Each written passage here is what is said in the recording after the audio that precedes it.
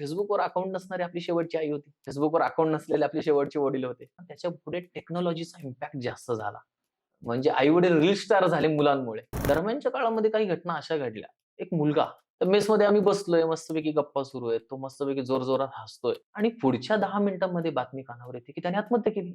लॉकडाऊनच्या काळामध्ये माझ्या समोर असंख्य घटस्फोट झाले. कारण काय? तर त्यावेळेस माहीत नव्हतं. एका 27 वर्षाच्या मुलाने माझ्या शेजारची आत्महत्या केली. कारण काय? तर त्यावेळेस माहीत नव्हतं. 30 सेकंदामध्ये आपल्याला इतकं अडकवून ठेवलं. कुठलीही भावना 30 सेकंदाच्या वर, 1 मिनिटाच्या वर, दीड मिनिटाच्या वर जगताच येत नाहीत. तर माझ्यासारख्या 20-21 वर्षाच्या मुलाला हा प्रश्न एक 3-4 वर्षांपूर्वी पडला होता, की मानसिक स्वास्थ्य म्हणजे नेमकं काय? आणि आर्थिक प्रॉब्लेम असल्यामुळे मानसिक प्रॉब्लेम तर इनडायरेक्टली आपल्या समोर आहेत. तर आपल्याला हे जे प्रॉब्लेम आहेत ना, ह्या प्रॉब्लेममुळे ना आपण आपल्याला स्वतःला कोसत बसतो. वेळ अशी येते की आपण आपल्या आई-वडिलांना पण कोसतो. हे माझ्याच नशिबात काय आहे? देव माझ्यावरती रुसलाय का? आत्ताच्या युथमधल्या मानसिक स्वास्थ्यामागचं हेच वाक्य कारणीभूत आहे, की या स्पर्धेच्या युगामध्ये माझं काय होईल? मी टिकू शकेल का? मी नेहमी म्हणतो, की माझ्या गावची आजी भाकरीवरती पाण्याचा पोतेरा फिरवायची आणि उलटण्याशिवाय भाकरी उलटायची. नमस्कार मित्रांनो, स्वागत आहे आपलं व्यक्ती आणि विचार या आपल्या युट्यूब चॅनलवर.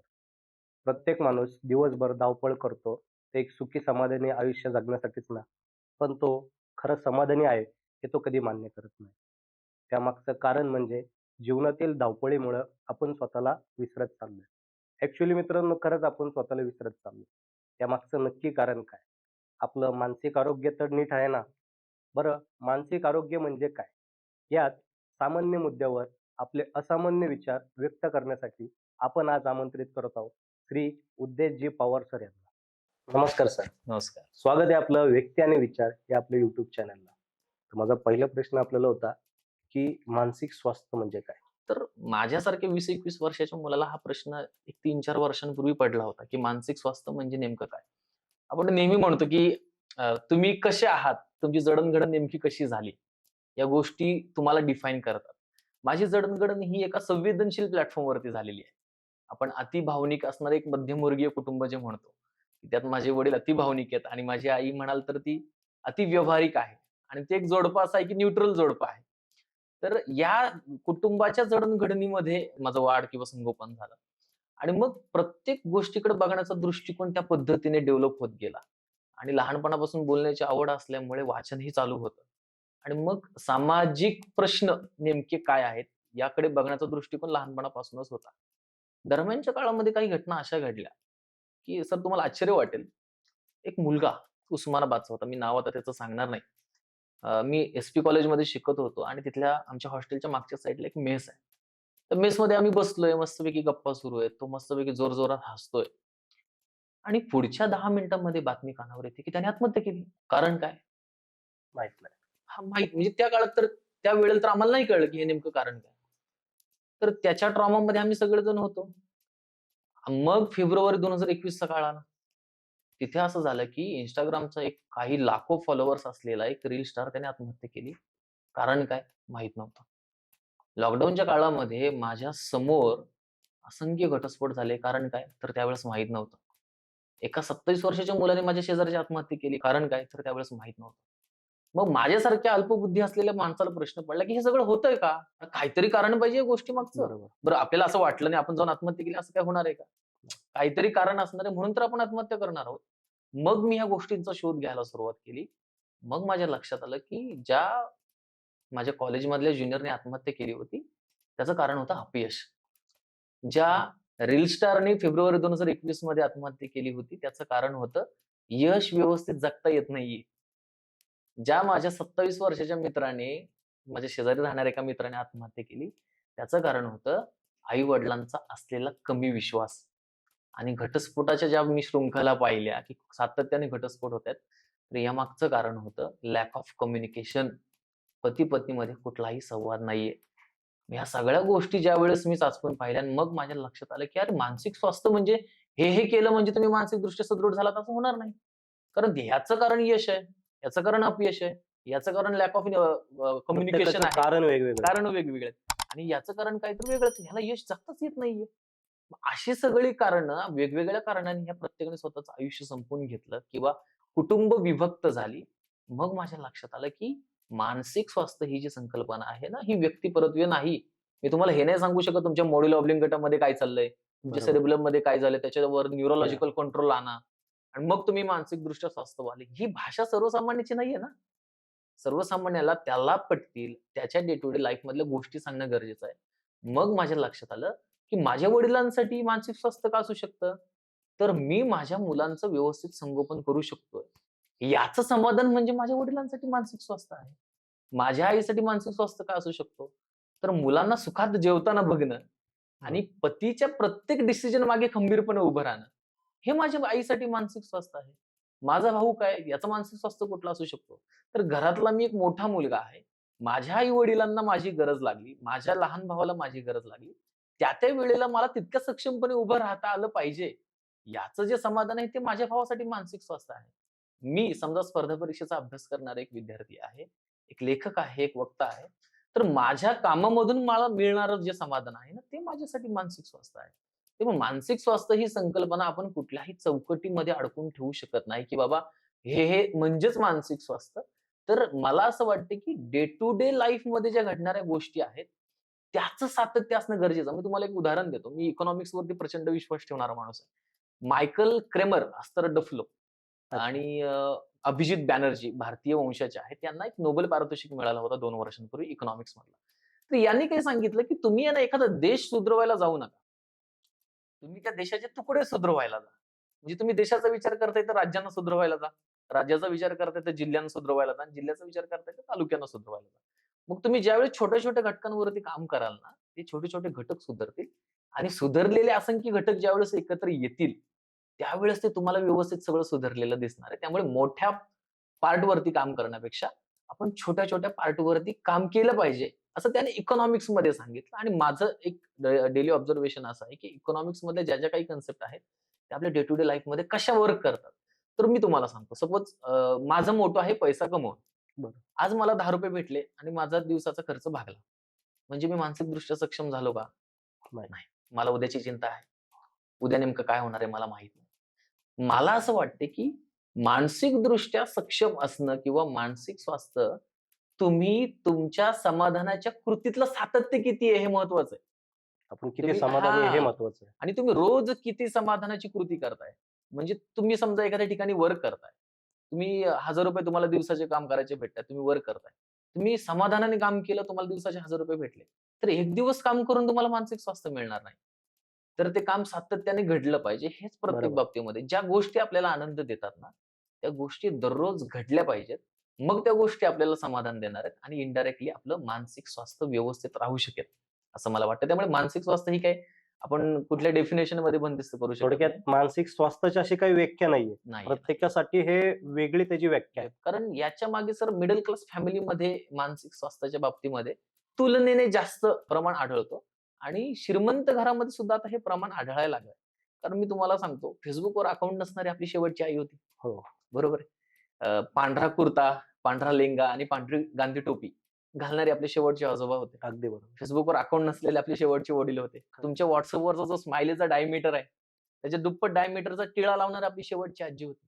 बरोबर. म्हणजे आपलं बालपण ज्या पद्धतीने गेलंय, आपण ज्या पद्धतीने आजीकडून गोष्टी ऐकल्यात, श्रीकृष्णाच्या गोष्टी ऐकल्यात, अर्जुनाच्या गोष्टी ऐकल्यात, तर या गोष्टींमुळे ना आपल्यावरती प्रॉपर संस्कार केले. हे 90s किड बद्दल म्हणतो.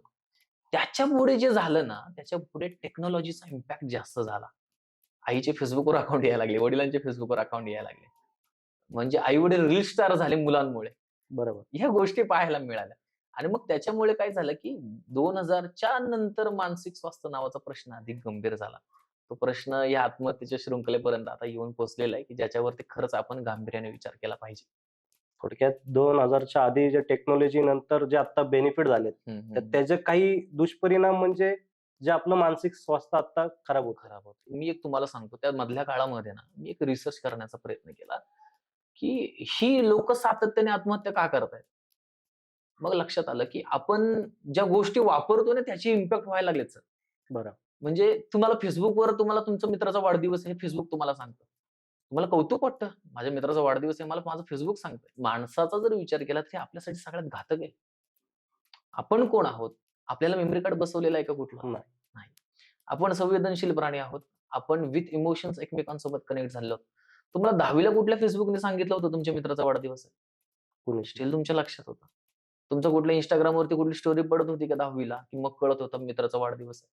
मला सगळ्यांच्या जन्मतारखा माहीत होत्या आणि उद्या याचा वाढदिवस आहे. मला त्याला त्याला शुभेच्छा द्यायच्या. असं व्हायचं. या टेक्नॉलॉजीने आपल्यावरती इतकं इम्पॅक्ट केलं, तर याचा मेजर इम्पॅक्ट सर सांगतो तुम्हाला आणि त्यामध्ये मला आत्महत्येचं मूळ कारण सापडलं. आणि हे क्लिनिकल सायकॉलॉजीच्या बाजूचं देखील कारण आहे, की जे डे टू डे लाईफमध्ये महत्वाचं आहे. आपण रील बघतो, की रीलचं ड्युरेशन किती असतं? 30 सेकंद किंवा 1 मिनिट फार बरं तर 1.5 मिनिटाचा बरोबर. ड्युरेशन आहे रीलचं. तर होतं असं, की सपोज तुम्ही रील बघायला बसलाय, तर तुम्हाला एका लहान मुलाचा व्हिडिओ येतो. मग तो लहान मुलगा काहीतरी गातोय, कुठेतरी अल्लडबाजी करतोय, आईसोबत खेळतोय, वडिलांसोबत खेळतोय. आपल्याला भारी वाटतं. मग ती सगळी भावना आहे ना, आपण 30 सेकंद जगतो. लहान मुलाची भावना. स्क्रोल करतो. अचानक कुठेतरी युक्रेनमध्ये युद्ध चालू आहे, पॅलेस्टाईनमध्ये युद्ध चालू आहे आणि तिथल्या लहान मुलांना मारलेल्या मृतदेहांच्या व्हिडिओज, रील्स आपल्याला दिसतात. 30 सेकंदामध्ये आपली भावना बदलते. आपल्याला काय वाटतं, की नाही हे वाईट झालं. स्क्रोल डाउन करतो, मग कुठेतरी शाहरुख खानचा एक छान कुठल्यातरी मूव्ही मधला एक सीन आलेला असतो आणि मग या सीनमध्ये असं होतं, की आपल्याला भारी वाटतं. प्रेम नावाची कन्सेप्ट आपण 30-30 सेकंद जगतो. परत स्क्रोल डाउन करतो आणि अचानक लक्षात येतं, की कोणाचा तरी ब्रेकअप झालाय. कोणतरी रडतंय रीलमध्ये येऊन, "तू माझ्यासोबत असं केलं, तू माझ्यासोबत तसं केलं." मग परत 30 सेकंद ती भावना.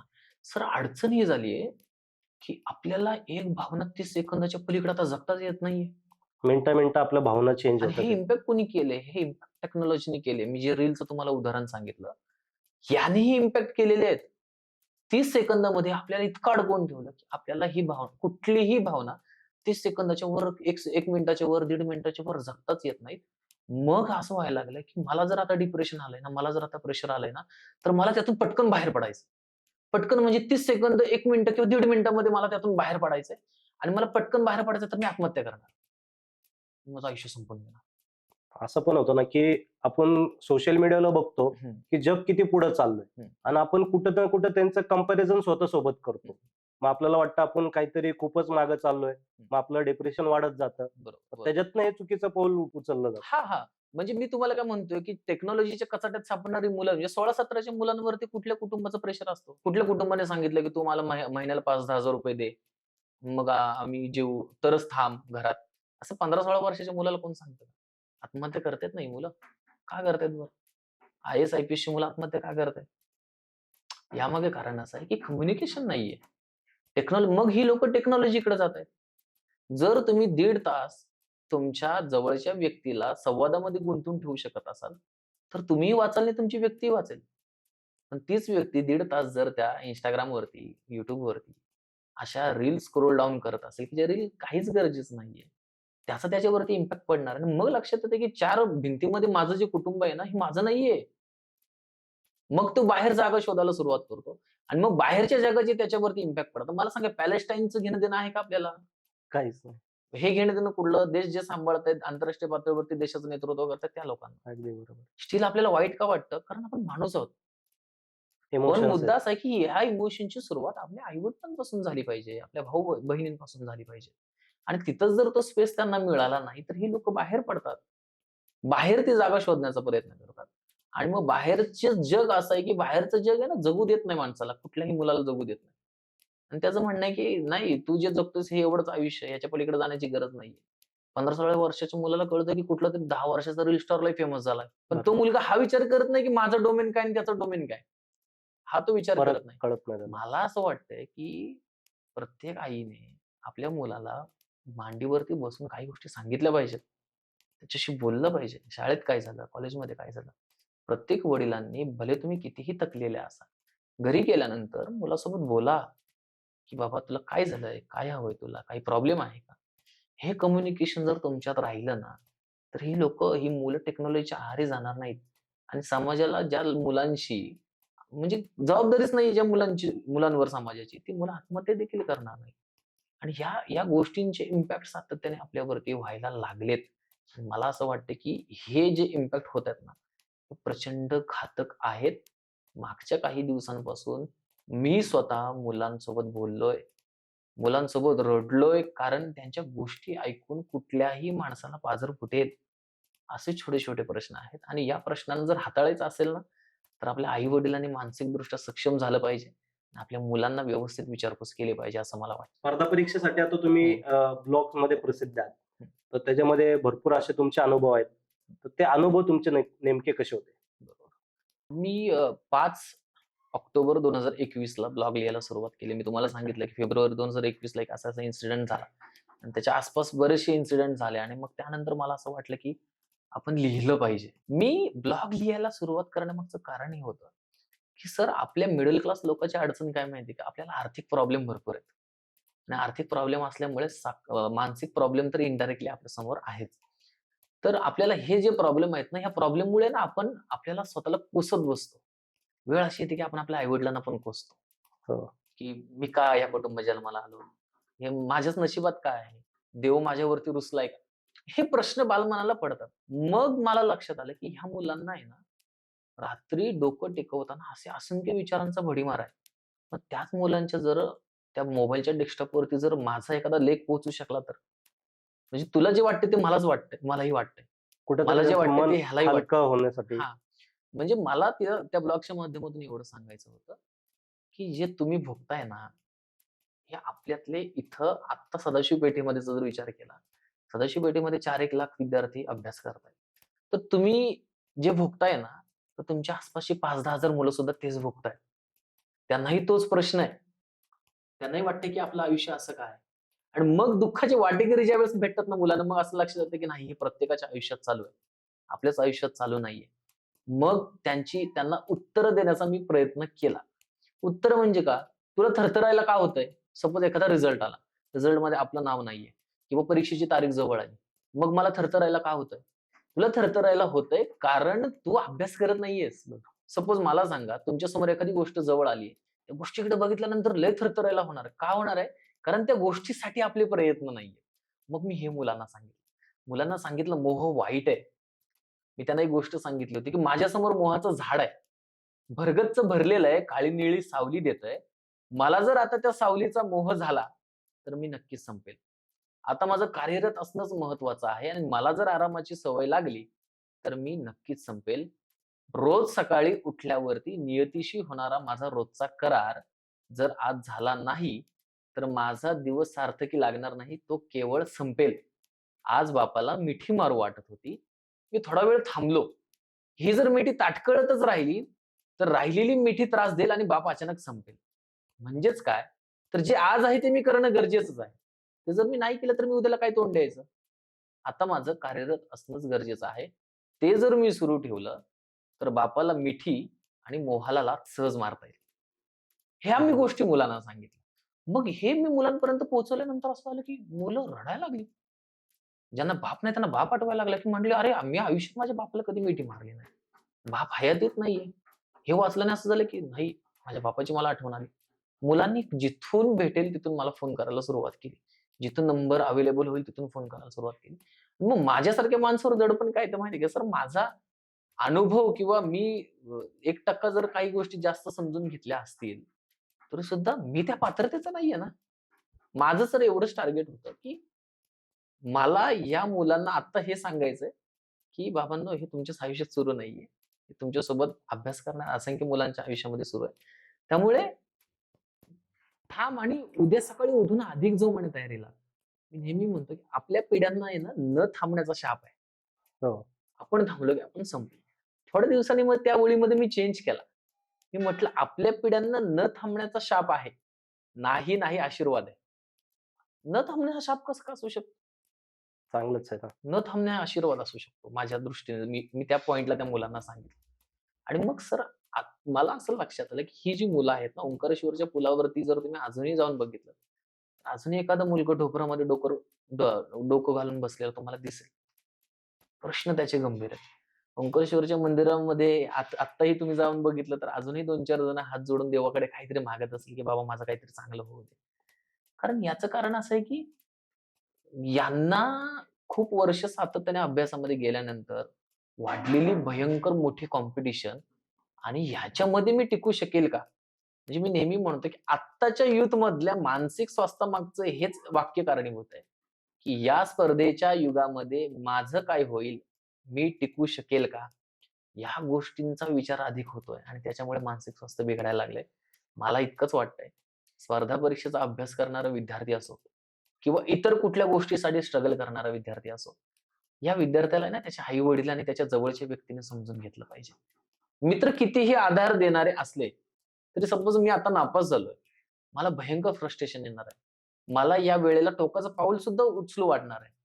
पण मी माझ्या वडिलांना जर एक फोन केला आणि वडिलांना सांगितलं, "पप्पा माझ्यासोबत असं-असं झालं, की ही परीक्षा मी नापास झालोय." माझं ओझं हलकं होणार आहे. मला नॉर्मल वाटणार का तर मी माझ्या वडिलांसोबत बोललोय. एक गोष्ट झाली आणि जर माझे वडील म्हटले, की "बाळा ठीक आहे, राहू दे, ठीक आहे, एवढं काय झालं? आणखी प्रयत्न कर, आणखी अभ्यास कर." तुम्हाला सांगतो रडत बसलेलं लेकरू आहे ना, पटकन उठेल आणि अभ्यासिकेत जाऊन अभ्यास करायला सुरुवात होईल. कारण काय? माझ्या वडिलांनी मला आधार दाखवला. मनाचं ओझं हलकं हलकं होऊन झालं. हां. आपण पुन्हा तयारीला दुसऱ्या संधीसाठी आपण उभं राहून काम करू शकतो. आणि कुटुंब संस्थांमध्ये हेच महत्वाचं आहे, की ज्या गोष्टींमुळे जे कम्युनिकेशन नावाची गोष्ट मी मागासपासून म्हणतो ना, ही कारणीभूत आहे. ते कम्युनिकेशन आपल्या वडील आणि आईमध्ये पण पाहिजे, आई आणि आपल्यामध्ये पण पाहिजे, आपल्या बहिणीसोबत पाहिजे आणि आपल्या भावासोबत पण पाहिजे. हे जर कम्युनिकेशन असेल, तर ती गोष्ट अधिक चांगल्या पद्धतीने पुढे जाऊ शकते आणि मानसिक स्वास्थ्याला आपण एक छेद देऊ शकतो आणि प्रत्येक जण तितक्या आनंदी राहू शकतो एकत्रितपणे. तर हे झालं विद्यार्थी वर्गासाठी. नोकरदारी वर्ग, जसं त्यांना सगळं त्यांनी आता यश मिळालेलं आहे. नोकरी चांगली आहे, पैसा आहे. पण त्यांच्या आयुष्यामध्ये पण मानसिक स्वास्थ्य हा प्रश्न आहेच ना. त्याबद्दल तुम्ही काय सांगाल? नाही, हा अगदी महत्त्वाचा प्रश्न आहे, की हे केवळ करिअरच्या प्रोसेसमध्येच असलेल्या विद्यार्थ्यांसाठीचा हा प्रश्न नाही, तर चांगल्या पगाराची नोकरी किंवा चांगलं यश मिळून सुद्धा लोकांचा हा प्रश्न आहे. तर मुद्दा असा आहे, की भारतामध्ये जी नोकर वर्गशाही आहे, त्या नोकरशाहीमध्ये असं दिसून येतं, की नोकरशाहीमध्ये क्वालिटेटिव्ह पेक्षा क्वांटिटेटिव्ह जे आपण म्हणतो त्याच्यावरती जास्त भर आहे. त्यामुळे पगार जरी तुम्हाला जितका जास्त दिला जातोय, तितकं जास्त तुमच्याकडून काम सुद्धा करून घेतलं जातंय आणि त्याचा एक प्रेशर त्या व्यक्तींवरती पडतोय आणि मग त्यातून बाहेर पडण्यासाठी काय करावं? तर व्यसनाधीनतेच्या आहारी जात आहे. पण माझं सर एक याच्यामध्ये जनरल ऑब्झर्वेशन असं आहे, की तुम्ही ज्यावेळेस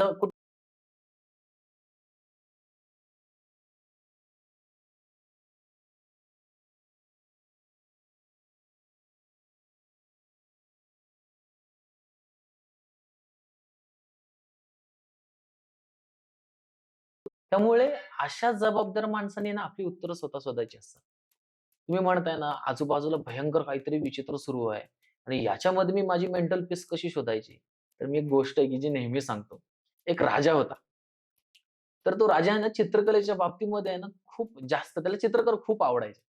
मग त्या राजाने काय केलं, एक स्पर्धा भरवली चित्रकारांची.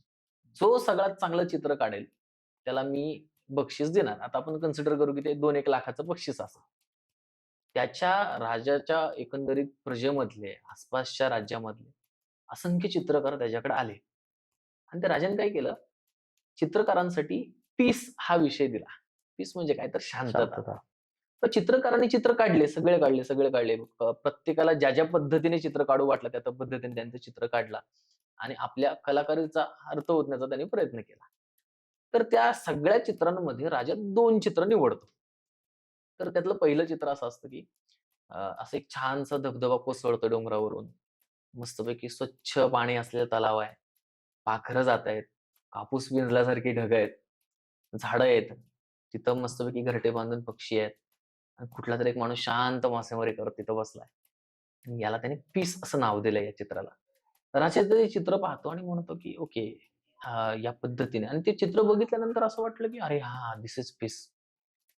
पण त्याच्या दुसऱ्या बाजूला एक चित्र असं असतं, की असं काळं पाणी असतं तलावात. समोर बसलेला माणूस असा ओबड असतो. भिकाऱ्याची आपण वेशभूषा कशी म्हणतो, तसा ओबड माणूस.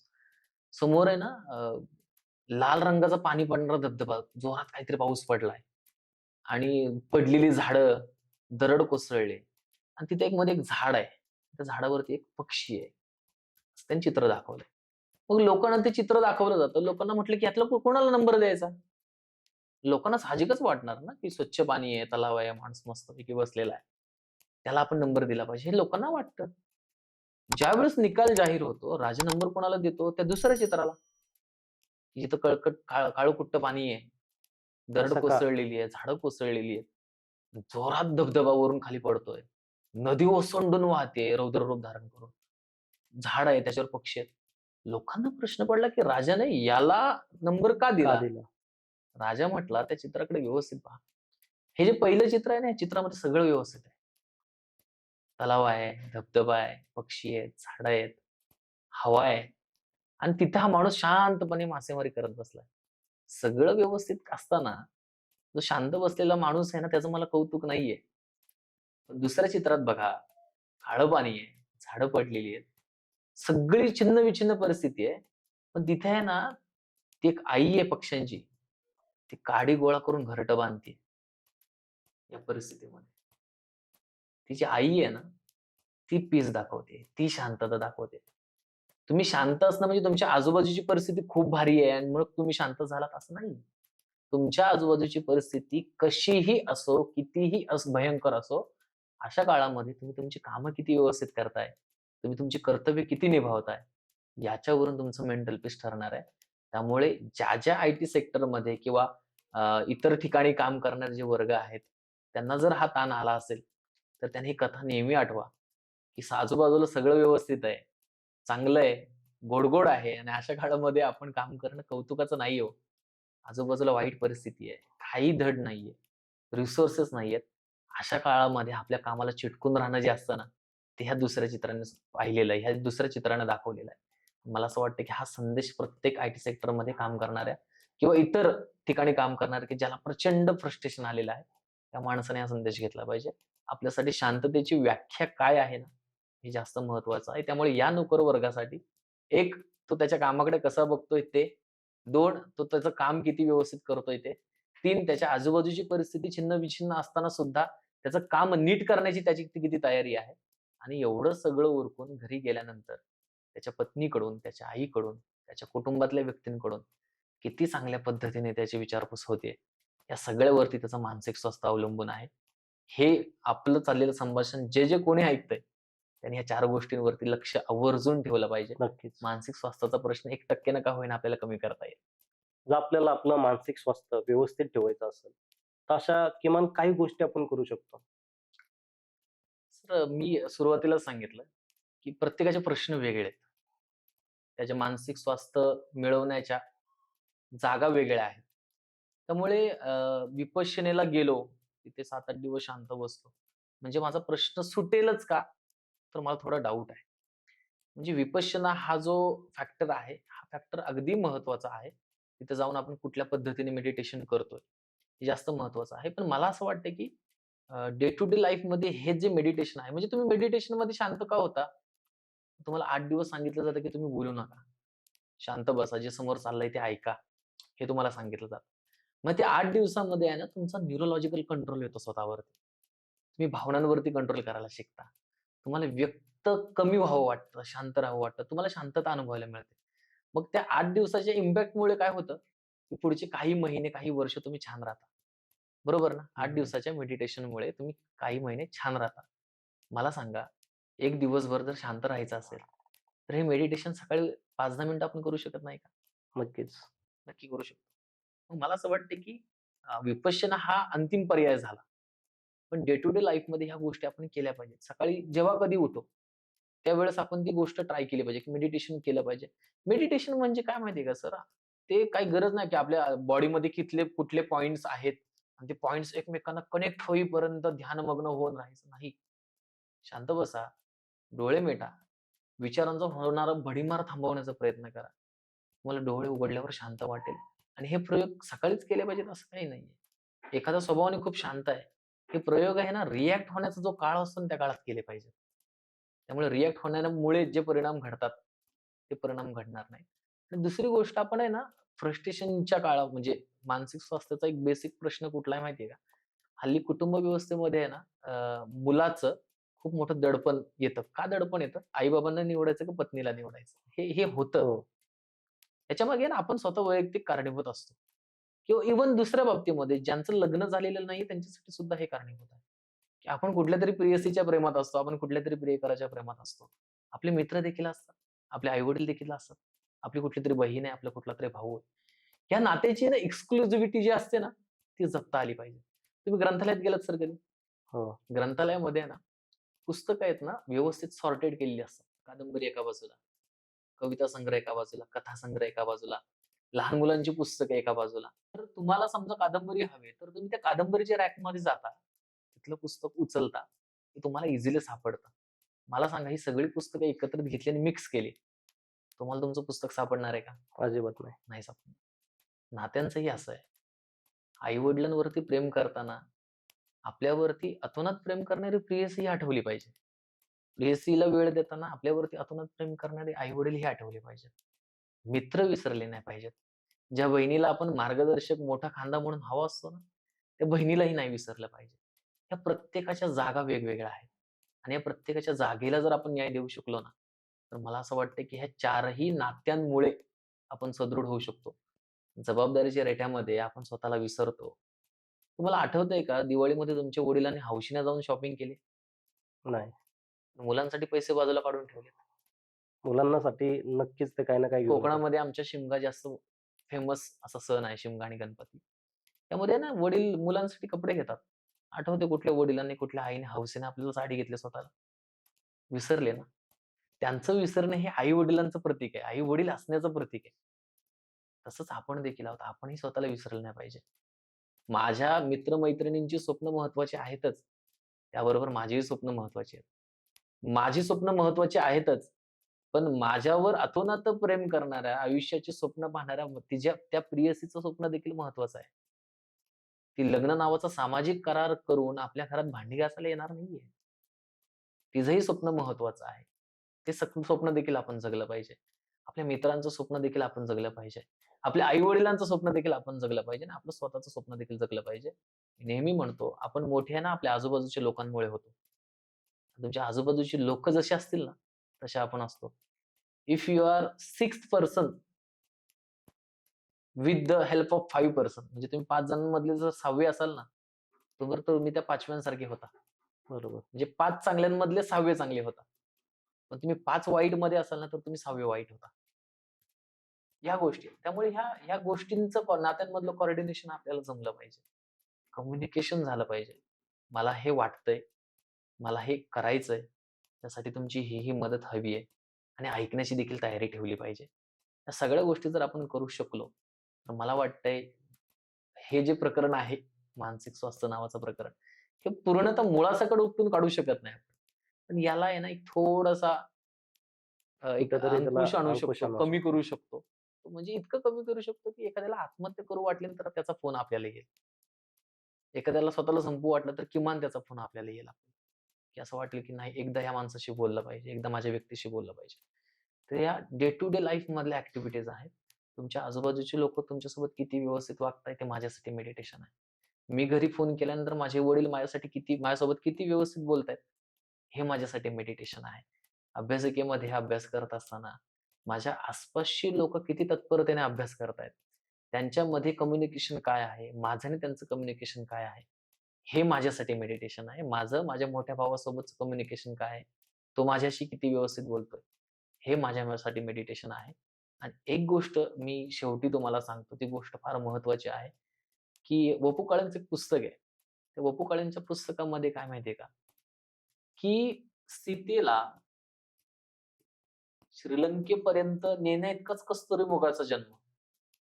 सीतेला श्रीलंकेत रावणापर्यंत नेण्याइतकाच कस्तुरीमृगाचा जन्म, मोहाचा क्षण हा एवढासाच असतो. कस्तुरीमृग तिला आवडला. राम हं. लक्ष्मण त्याच्या मागे गेले आणि इकडे रावण तिला घेऊन गेला. हे छोटे-छोटे क्षण आहेत ना, ते छोटे-छोटे क्षण आवरले पाहिजेत. आणि त्याच्या समांतर छोटे-छोटे क्षण जगून सुद्धा घेतले पाहिजेत. मला इतकंच वाटतंय, कुठल्याही कुटुंब संस्थेमध्ये, कुठल्याही नोकरशाहीमध्ये, कुठल्याही संस्कृतीमध्ये प्रत्येकाला दर्जाची व संधीची समानता मिळावी. प्रत्येकाला त्याची व्यक्त व्हायची जागा मिळावी आणि प्रत्येकाला त्याचा ईश्वर मिळावा. एवढं जरी झालं, तर मानसिक स्वास्थ्यावरती आपल्याला अधिक चांगल्या पद्धतीने काम करता येईल. आपण संवेदनशील प्राणी असल्यामुळे काय होतं सर, की आपल्याला आपल्या इमोशन्सचा जास्त फायदा घेतला जातो. एक इमोशनल हायजॅक आणि इमोशनल इंटेलिजन्स नावाची कन्सेप्ट आहे किंवा इमोशनल एडव्हान्टेज नावाची कन्सेप्ट आहे. अर्जुनाला ज्यावेळेस समोर त्याचे नातेवाईक दिसले युद्धामध्ये, अर्जुन एक पाऊल मागे आला. समोर कोण होतं? चुलते. चुलत्याची मुलं. ओळखीचेच लोकं सगळे. अर्जुन भावनिक झाला. समोर नातेवाईक आहेत, भावनिक झाला. त्याच्या मागे तर कृष्ण होता ना. पण तो एक पाऊल मागे आला सुरुवातीच्या काळामध्ये. का मागे आला? तर समोर माझे नातेवाईक आहेत. मी यांच्यासमोर कसं काय लढू?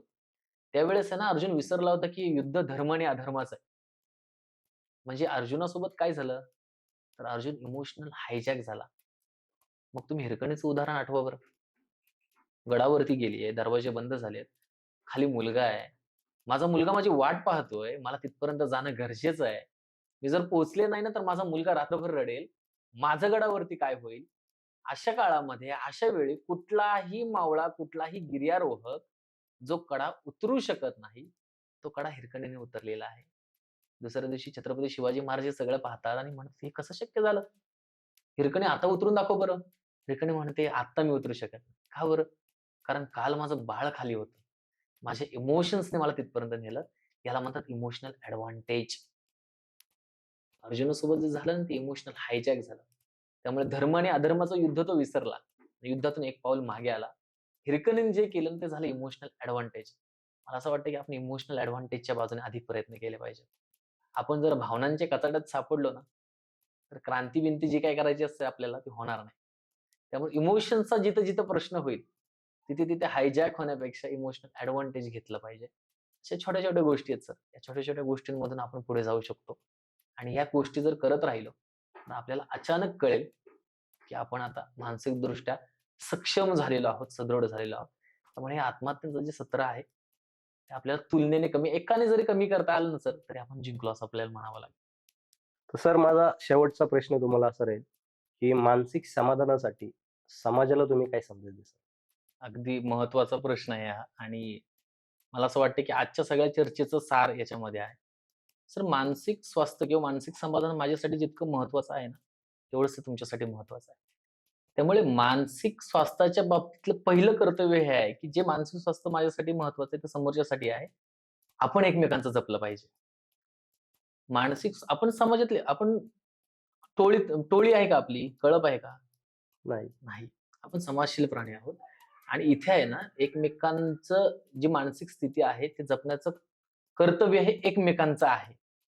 म्हणजे मी तुमचं मानसिक स्वास्थ्य जपलं पाहिजे, तुम्ही माझं मानसिक स्वास्थ्य जपलं पाहिजे. याचा अर्थ काय? एक पती आणि पत्नीचं जर घेतलं ना, तर पती पत्नीला बोलताना सांभाळून बोलेल. पत्नी पतीला बोलताना सांभाळून बोलेल. याच्यामध्ये एकमेकांचं मानसिक स्वास्थ्य जपलं जाणार आहे आणि त्यासाठी प्रयत्न केले पाहिजेत. आणि दुसरा माझा महत्त्वाचा संदेश असा आहे, तुम्हाला आत्महत्या करू वाटत असेल ना, 1-2 मिनिटं थांबा. तुमच्या आसपास असलेल्या असंख्य माणसं तुमच्याबद्दल काय विचार करतायत? तुमच्या मागे नेमकं काय होणार आहे? तुमच्या आई-वडिलांच्या बाबतीत तुम्ही जर आत्महत्या केल्यानंतर काय होणार आहे? या सगळ्या गोष्टींचा विचार करा. आणि तुमच्या आत्महत्येमुळे अशा कुठल्या समाजाचा फायदा होणार आहे? याचाही विचार करा. फक्त तुम्हाला सांगतो, आत्महत्या करणं म्हणजे आहे ना, कर्तव्यापासून लांब पळणे आणि आपल्यासारख्या माणसाला ते शोभत नाही. तुम्हाला जर एखादी सिच्युएशन वाईट परिस्थिती आली आहे ना वाट्याला, तर त्या परिस्थितीतून बाहेर गेलं पाहिजे. त्या परिस्थितीतून बाहेर पडण्याची काय म्हणतो आपण संधी दिलेली असते एखाद्या परिस्थितीने आपल्याला. मी नेहमी म्हणतो, की माझ्या गावची आजी भाकरीवरती पाण्याचा पोतेरा फिरवायची आणि उलटण्याशिवाय भाकरी उलटायची. परिस्थिती तशीच उलटायची असते. हे माझ्या आजीने मला सांगितलंय. ह्या इतक्या सोप्या गोष्टी आहेत. तुम्हाला तुमची कर्तव्य लक्षात राहिली ना, तर तुम्हाला आत्महत्याही करू वाटणार नाही आणि या कर्तव्यामध्ये समोरच्याचं मानसिक स्वास्थ्य हे देखील कर्तव्य आहे. एखादी वाईट परिस्थिती वाट्याला आली म्हणून काय झालं? आहे त्या परिस्थितीतून तरुण निघालं पाहिजे. दिवाळीचा सण आहे.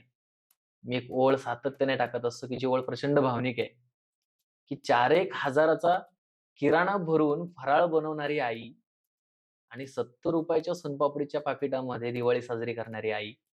दोघीही हसल्या ना, की तितकंच सुंदर दिसतात. नक्कीच. जे आहे ते एक्सेप्ट करा आणि ते बदलण्याचा प्रयत्न करा. मानसिक स्वास्थ्य, डिप्रेशन, अँक्साइटी, फ्रस्ट्रेशन काय असतं ना, हे आठवायला सुद्धा वेळ नाही राहिला पाहिजे. इतकं एखाद्या कामामध्ये स्वतःला गुंतवून घ्या. एवढंच मला वाटतंय. सतत कार्यरत असणं म्हणजे मानसिक स्वास्थ्यासाठी टाकलेलं सगळ्यात मोठं पाऊल आहे. ते आपण टाकलं पाहिजे. धन्यवाद सर. तुम्ही जे तुमचे असामान्य विचार व्यक्त केले, त्याच्यामुळं खूप साऱ्या प्रश्नांची उत्तरं आम्हाला मिळाली. महत्त्वाचं म्हणजे मानसिक स्वास्थ्य हे जपणं किती गरजेचं आहे, हे आम्हाला आज कळालं आणि अपेक्षा करतो, की ह्याचा समाजालाही खूप फायदा होईल आणि तुमचा जाता-जाता आभार मानतो. धन्यवाद सो मच.